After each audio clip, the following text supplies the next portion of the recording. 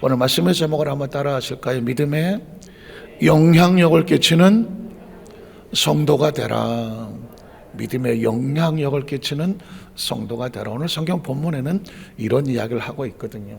지난주 설교 제목을 혹시 기억하시냐면 이제 지난주부터 데살로니가 전서에 대해서 말씀을 나눕니다. 데살로니가 전서라는 단어가 좀 쉽게 안 들어오면 제가 살 이야기를 했어요. 말씀을 듣는 대로 영적인 살이 되는 교회. 무슨 교회? 무슨 교회? 여의도 순복한상교회. 말씀을 듣는 대로 영적인 살이 돼서 능력 있게 복음을 증거하는 교회. 무슨 교회? 데살로니가 교회. 그 데살로니가 교회.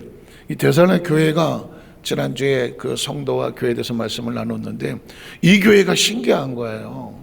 바울이 3주밖에 복음을 못 전했어. 3주 21일 동안. 왜냐하면 워낙 핍박이 심해서 바울이 또 다른 곳으로 옮겨가야 되는 사명. 왜 그렇게 했을까요? 바울이 빚진 자야. 빚진 자. 한때 예수 믿는 성도들을 잡아다가 감옥에 가두는 그 박해자였었거든. 그러니까 이분은 원래 성이 박씨야. 바울이 원래 박씨가 아니야. 성이 박씨야. 이름은 해자야. 바울은 원래 박해자예요. 이 박해자였는데 이분이 다메섹 도상에서 예수님을 만나 거꾸로 지고 나서 내가 뭘 잘못했나? 내가 그리스도를 모르고 박해를 했구나. 그 이후에 눈에 비늘이 떨어져 나가고 나서 그는 이름을 바꿔요. 성을 갈아버리더만. 박씨에서 전씨로 바꿔버렸다. 그래갖고는 해자에서 도자로 바뀌어버렸어. 옛날에는 박해자였는데 이젠 박씨 가문에 탈출을 해갖고 이름도 바꿔 전씨로 가버렸어. 그래서 전도자가 됐어. 또 어느 날 선교사도 되는데 어쨌든 간에 포괄적인 의미에서 전도자가 됐어. 그분은 목숨을 걸고 소아시아 지역에 아예 복음이 없는 복음의 불모지를 찾아다니면서 목숨을 걸면서 복음의 씨앗을 뿌려. 왜 그랬을까? 받은 은혜, 이 빚을 갚으려고 하는 거예요. 받은 은혜를 모르면 박해자야. 그런데 은혜를 알고 나니까 전도자가 되더라고. 그래서 그 교회에 갔는데 데살로니가 교회에 가서 그 지역에 3주밖에 복음을 못 전했는데 그 3주 동안 복음을 들은 사람들이 여기저기서 우후죽순이 뭐야? 그렇게 쉬운 얘기는 묻지도 말아지. 그런 분위기죠. 비가 오고 난 다음에 죽순이 막 올라오는 것처럼 여기저기서 그냥 복음을 듣고 구원받은 성도들이 막 올라와. 교회를 세워요. 그런데 이 교회 성도들이 진짜 우후죽순이야. 믿음의 역사가 나타나고 막 사랑에 수고하는 사람이 막 나타나고 소망에 인내를 가진 사람이. 그래서 고린도전서에 믿음, 소망, 사랑을 외쳤던 이 바울이 이 데살로니가 전서의 이 교회에도 막 믿음의 능력을 막 역사가 나타나고 나타나고 수고를 내가 먼저 하겠다는 헌신자들이 나오고 소망을 가지고 끝까지 인내를 하는 이 사람들이 막 나타나는 거예요. 그래서 데살로니가 전서의 특색은 뭐냐면 하나님의 기억 속에 기쁨의 대상이라는 교회예요. 그 교회를 기억할 때마다 큰 기쁨이 되는 거예요. 그런 생각 해보셨어요? 나는 하나님에게 어떤 기억으로 남아있을까? 한번 따라하실까요? 나는 하나님에게 어떤 기억으로 남아있을까? 뒤집어 말하면 하나님은 나를 어떻게 생각하고 있을까? 한번 따라하실까요? 하나님께서는 나를 어떤 성도로 기억하고 있을까? 어떻게 생각하세요? 이거 중요하지 않아요? 예전에 역사책에 보면 사람들은 후대 역사가들이 왕을 어떻게 기억할지, 역사 속에 어떻게 쓸지 이걸 기억하십시오 하고 신하들이 옆에서 간언을 했어. 왕이 어떤 결정을 하려고 할 때 폐하, 왜 그러느냐 그랬더니 폐하의 결정이 후대 역사가들이 어떻게 기억할지를 통촉하여 주시옵소서. 막 입이 막 침이 튀도록. 근데 그 보니까 후대 역사가들의 기록을 굉장히 두려워했던 것 같아요. 옛날에 왕들은 일거수 일투족을 옆에 서기관이 있어갖고 다 적었어. 오늘은 폐하가 어떤 무슨 말을 했고 어떻게 했으면 다 적었어. 그래서 그거를 남아놓은 걸 역사 기록이라고 말하잖아요. 예전에 해놓은 것들은. 그러니까 그 기록을 보고 후대의 왕들이 참조하기도 하고 이렇게 하면 안 되겠구나 라고 또 교훈을 얻기도 하는 거예요. 그러고 보면 굉장히 무서운 거죠. 저와 여러분의 삶을 살면서 나에 대한 모든 행실과 행위록이 다 기록이 되어 있다. 우리가 말한 것들이 다 기록이 되어 있다. 얼마나 두렵고 떨리는 일이에요. 진짜 그 생각만 하면 자다가도 벌떡 일어나죠. 우리가 얼마나 많이 아프고 힘들고 부끄럽고 수치스럽고 그런 시커먼 이 먹물 같은 일을 많이 했어요. 오늘 아까 찬송 가사에도 먹물로 칠한 그죠? 주께서 씻어서 씻으겠다고 하는 거예요. 그래서 우리는 하나님 앞에 나올 때에 우리가 죄를 지었고 불의하고 추악함에도 불구하고 죄 지은 그대로 못난 그대로 하나님 앞에 천부여지없어 나왔을 때에 그 십자가의 보혈로 정결케 하여 주셔서 다시 한번 기회를 주시는 거예요. 예수를 믿는 성도는 사실 하나님 안에서 다시 기회를 얻은 성도예요. 바울이 지나간 과거를 얘기하면 수많은 크리스찬들을 잡아다가 옥에 가뒀던 그 가장 엔티크라이스트였던 그리스도의 적대적이었던 그 바울이 저런 사람이 무슨 사도냐 그렇게 말할 수도 있잖아요. 우리가 볼 때. 그러나 거기서 거꾸로 졌어요. 과거에는 이런 아픔과 상처가 있었지만 내가 다시는 지나간 과거의 잘못을 교훈 삼아서 반면교사 삼아서 절대로 넘어지지 않겠다라고 하는 날마다 우리는 성장 중에 있지 완성된 작품이 아니에요. 한번 따라 하실까요? 우리는 아직도 성장 과정입니다. 성장 과정에 있어요. 완성된 상태가 아니야. 그래서 우리 크리스천들끼리 서로 돌 던지고 정죄하고 손가락 하지를 말아야 돼. 아직 우리는 부족해요. 아직도 우리는 모자라고요. 아직도 우리는 계속 발전해 나가는 과정이에요. 예를 들어서 조심스럽지만 무슨 재직이라고 치면 왜 저 사람이 저래? 뭐가 저래라고 어떤 직분을 말한다고 할 때 사실은 아직 그분은 그나마 많이 성장했을 수도 있는 거예요. 그렇죠? 사람마다 성장하는 게 각자 개인이 다 다르잖아요. 예를 들어서 모세 같은 사람은 예전에 엄청 막 성질이 난리가 성격이 장난이 아니었던 사람이거든요. 근데 하나님께서 모세가 그만큼 많이 바뀌었다고 지면의 모든 사람들보다 그의 온유함이 승하다. 온유함은 그냥 십계명도 나가 던지고 막 그냥 불같이 화를 내는데 그게 많이 깨진 거다. 한번 따라 하실까요? 그게 많이 깨진 거다. 남들이 볼 땐 저것도 못 참아 하는데 하나님 볼 땐 그것도 많이 깨진 거야. 앞으로도 깨지겠지만 이러면서 변화되어 나가는 거거든요.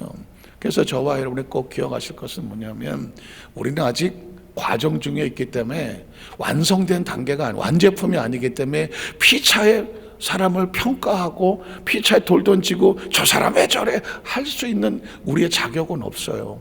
하나님께서 그 이후에 어떻게 만들어 쓰실지는 아무도 모르니까. 다만 서로 피차간에 중보하고 기도하고 배려하고 그냥 기도해 줄 뿐이지 이렇다 저렇다 우리가 비판하고 정죄하고 손가락질할 수는 없다. 왜냐하면 그 영역은 하나님의 영역이라는 거죠.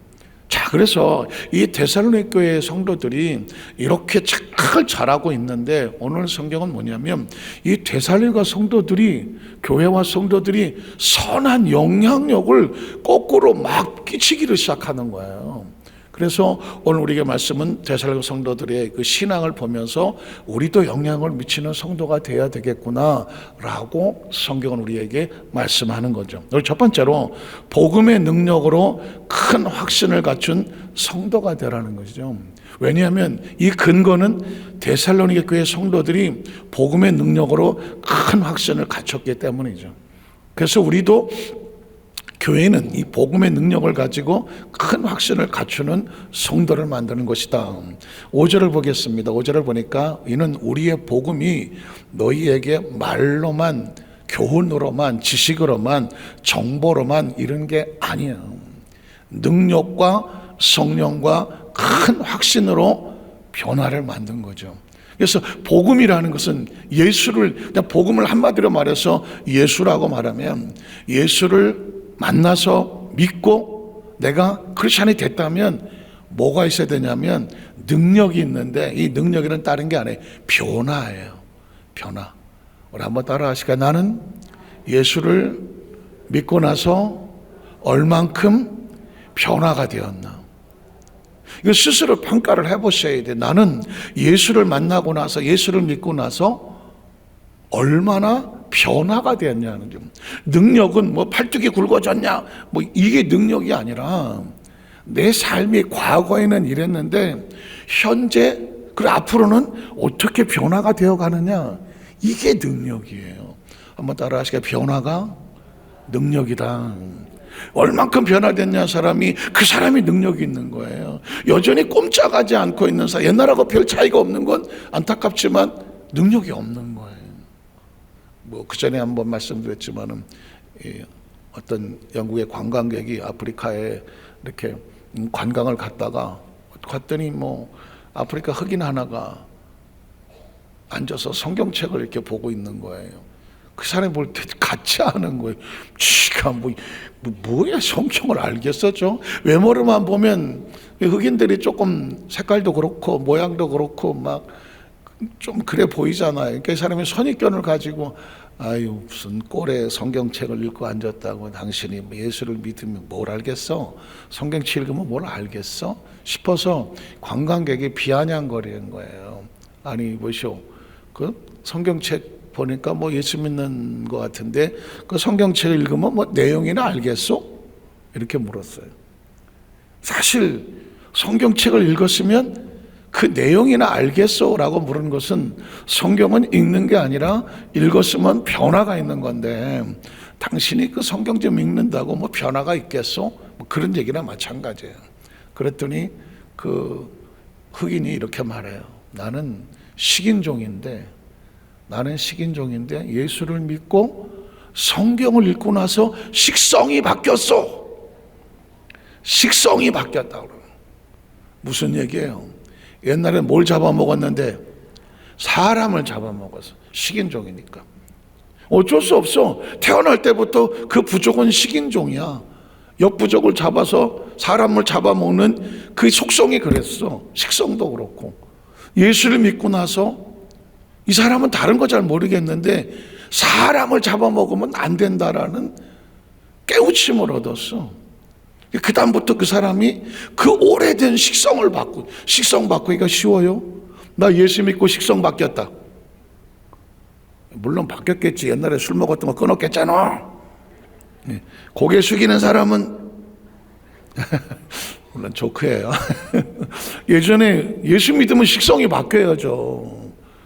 술을 좀 많이 드시던 분도 이제 술이 안 먹고, 뭐 다른 거 뭐 예수 믿는 사람이 먹지 말아야 될 거 뭐 이런 거 저런 거 뭐 굳이 안 돼도 하지 말아야 될 것도 있잖아요. 이런 게 끊어지는 게 뭐예요? 식성이 바뀌는 거죠. 습성도 바뀌는 건데, 내가 예수 믿기 전에 막 들락날락 하던 거 거기 안 가는 것도 습성이 바뀌는 거죠. 예수 믿는 성도는 세상과 사람과 바뀌어지는 거예요. 바뀌는 거. 그래서 여러분 진짜 중요한 건 크리스찬은 변화가 있어야 돼. 바뀌어야 돼. 옛날에 승질 내던 거, 성질도 아니고 승질 내던 거 10번 내던 거 막 9번, 막 8번으로 줄기 시작하고, 옛날에 막 못 참아서 바다바닥 하던 것들이 참아지기 시작하고, 아멘을 안 하시네. 참아지기 시작하고, 옛날에 막 충동적으로 내가 막 가던 거 기다리기 시작하고, 뭔가가 변화가 달라지고. 여러분이 옛날에 봤던 여러분의 얼굴이 요즘 얼굴 보니까 다른 얼굴이 되어 있고, 예수 믿으면 인상이 달라져요. 인상이 달라져야 되잖아. 변화예요. 변화. 행동, 습관, 말투, 생활, 식성이 바뀌는 것처럼 바뀌는 거죠. 식인종에게 가장 엄청난 변화는 뭐겠어요? 식성이 바뀐 거거든요. 그 이야기는 그냥 조크처럼 들릴지 모르겠지만 굉장한 인사이트가 있어요. 우리 감동이 있어요. 이야, 예수를 믿고 그 식인종이 식성을 바꿨어. 더 이상 사람을 잡아먹지 않아. 이건 엄청난 결단과 과거, 그리고 각오, 그리고 지나간 모든 것을 돌아서서 익숙했던 것으로부터, 과거로부터 단절을 하고 이제는 성경이 말하는 새로운 길로 가겠다고 하는 그게 능력인 거예요. 능력. 그리고 성령은 뭐냐? 이제까지 육으로 살던 것을 하나님의 성령의 감동하심에 따라 사는 거예요. 제가 지난번에 이건 평생 할 거예요. 옛날에는 어떤 일이 벌어지면 육신이 반응을 하잖아. 반응을 한다고요. 그래서 그건 뭐야? 막 반응을 막 한단 말이에요. 그런데 이제 성령이 내 안에 들어오시면, 성령이 내 안에 주인이 되면 육신이 반응하려던 것 같다가 스톱! 감정대로 하지 마. 감정대로 하지 말고 생각을 해보자. 이 상황 가운데 예수님이라면 어떻게 할까? 한번 따라하실까요? 예수님이라면 어떻게 할까? 그러면 생각을 하죠. 생각을 하면서 그 다음에 차근하게 대응을 하게 하죠. 대응. 반응하면 100이면 100 실수합니다. 여러분 화 막 머리까지는 화를 막 내고 성질대로 했다고 나서 돌아서면 뭐해요? 후회도 안 해? 아주 속이 시원하다 그래요? 대부분 성질을 내고 화를 내고 나서 그때 못 참아서 돌아서면 후회하잖아. 그러니까 이게 반응, 육신에 사는 사람 반응으로 하지만 크리스천은 어떻게 산다? 대응을 하는 거예요. 어떻게? 성령님이 내 안에 들어오셔서 나를 육신의 반응으로부터 건져주십시오.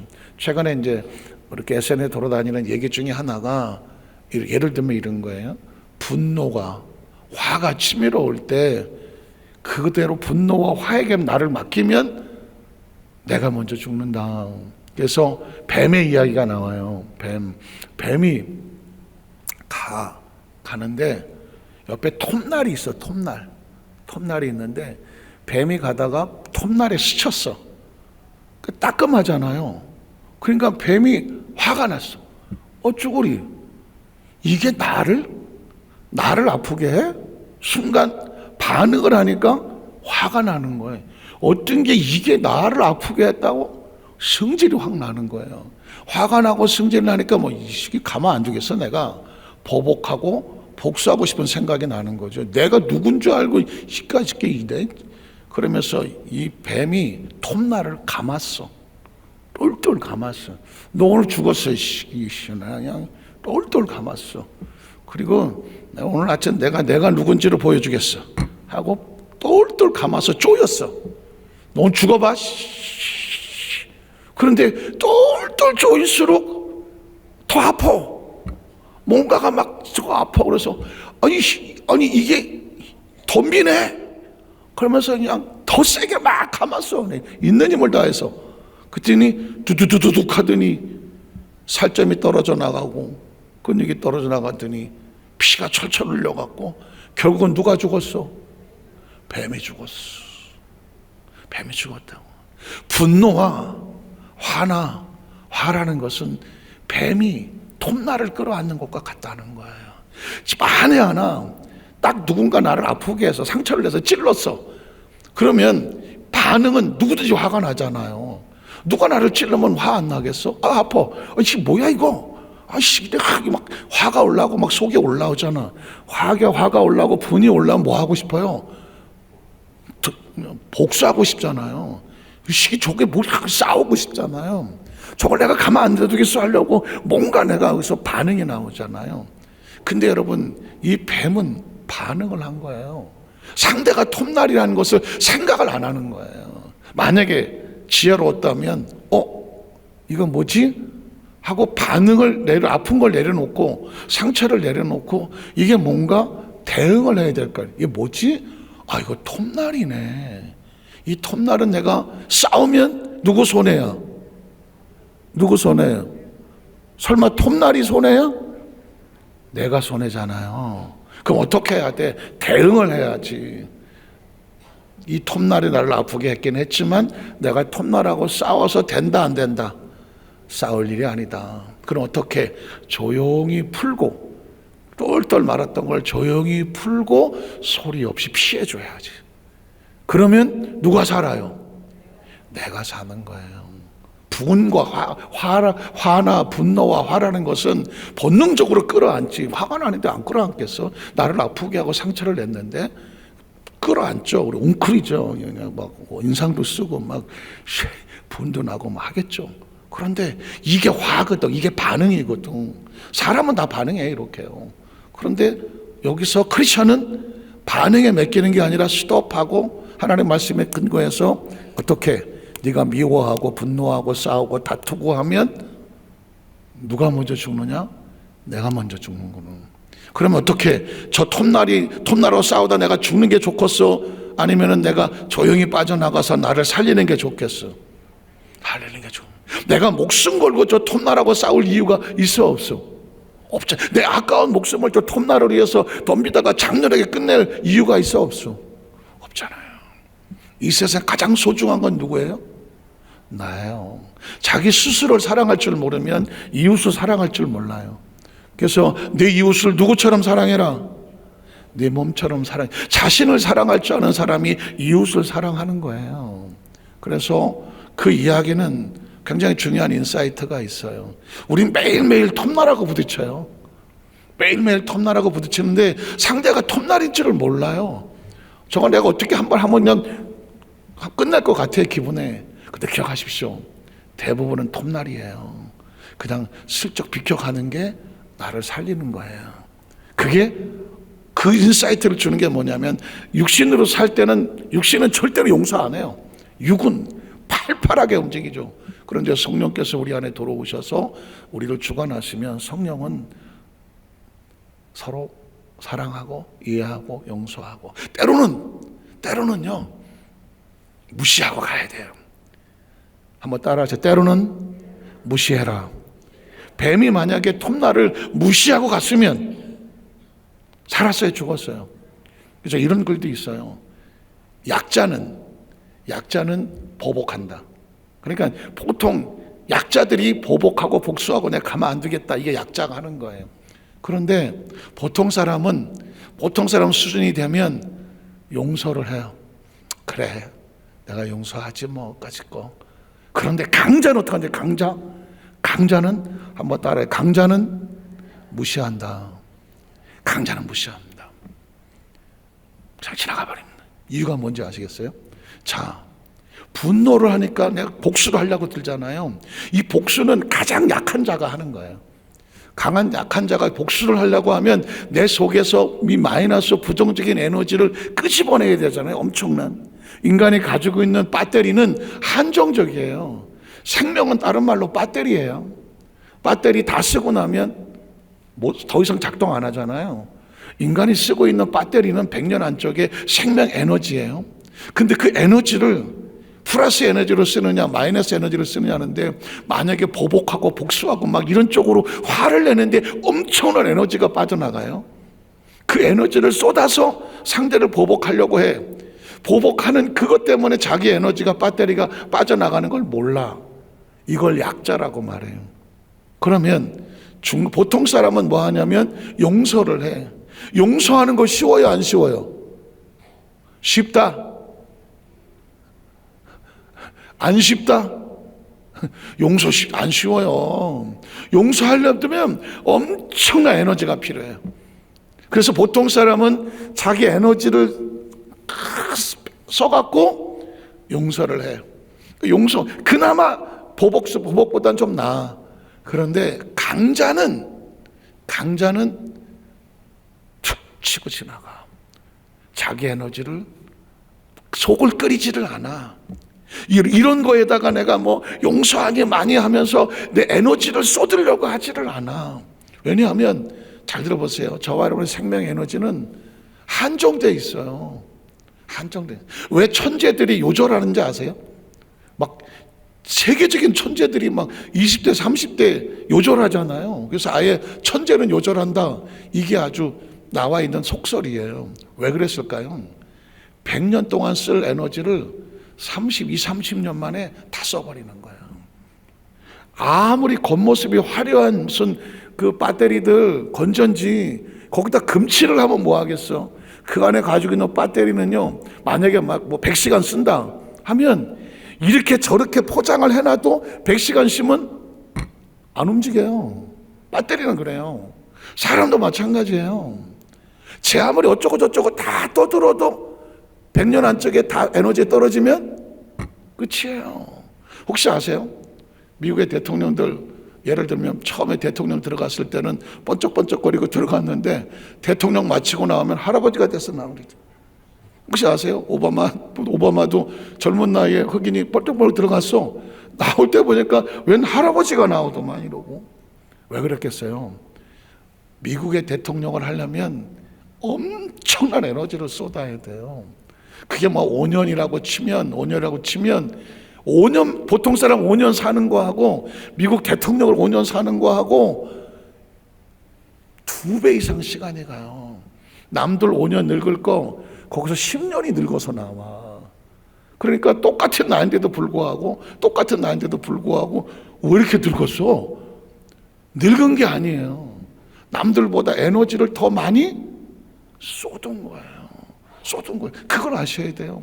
어떤 사람이 마음고생을 심하게 하고 나왔어. 근데 옛날하고 다르잖아. 뭐가 달라요? 얼굴이 왜 그래? 뭐 이런 얘기 하잖아요. 남들 5년 에너지 쓸 거를 10년에 다 써버린 거예요. 그러니까 어쩔 수 없어요. 우리는 100년 안쪽에 에너지를 쓰는 사람인데, 그러기 위해서는 어떻게 해야 돼?